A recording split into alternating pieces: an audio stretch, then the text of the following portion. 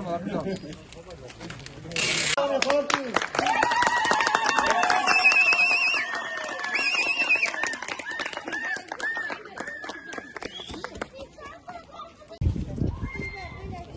Yok mu? Tamam sen gel.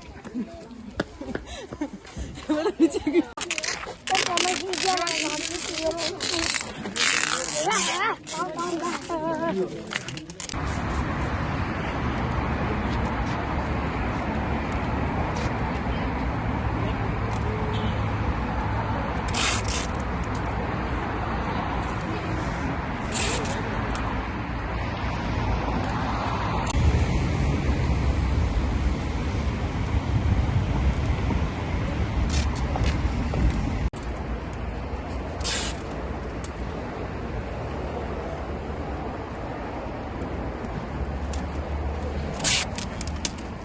Şubat günü düzenleyeceğimiz gençlik buluşmasında başta genç kadınlar olmak üzere tüm genç arkadaşlarımızı bekliyoruz.